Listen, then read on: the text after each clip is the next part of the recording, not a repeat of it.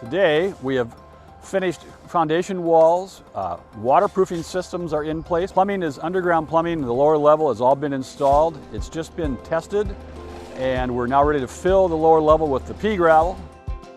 We like to use pea gravel in the lower level because we know that when it goes in we get 100% compaction on it. We don't worry about the slab sinking. When I have all of my underground plumbing pipes under the ground that we're going to compact, I want to knock loose any fittings or joints and have a future leak. You can see the pipes in the ground for the plumbing. There's different size pipes. You'll see some 2-inch pipes that are coming up out of the ground. Those are the air vent pipes.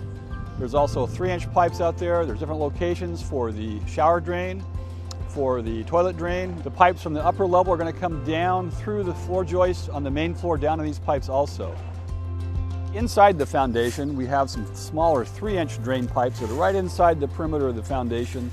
They're roughly 2 feet deep below the slab. If we have any groundwater that oozes through, this is our way to catch that water, the lower level underneath the gravel slopes of these pipes. And the pipes are also routed over to the corner of the foundation, outside through a pipe underneath the footing, which we've seen before. I don't want to have a damp lower level, so after the pipes are in, gravel will come over this again. Then we'll have a vapor barrier, then we have an R10 foam insulation that goes on top of that, and then we'll have the concrete slab. Waterproofing on the foundation walls now. You'll see the first product we put on is a spray-on product, petroleum-based product. Soaks into the concrete walls. That is a waterproof barrier. When it dries, it's almost like the rubber of a toddler's inflatable swimming pool. And it'll keep the water from coming into the concrete. As an added precaution, over the top of that, you'll see we install a drain board material, and that's fastened to the top with a little ridge on it.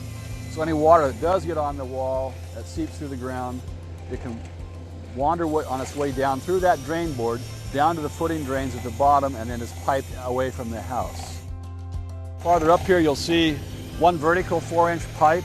That pipe is for a downspout. The gutters are going to be there. There's another pipe up near the front corner of the garage up there, just coming out of the ground up top. That's also a second downspout. Those are brought down to the intersection here to the T and down out to the rear to the storm drain location. Now you can see we brought dirt into the garage, one of our several lifts with the skid steer. You now see the hoe pack moves in, smooth the dirt out a little bit, it'll compact that dirt. Every 12 inches we bring another layer of dirt and we'll keep hoe packing all the way to the top of the garage walls, you can see. I want great compaction, I don't want any issues with my concrete. So we're going to keep doing this. There's a lot of dirt still to move.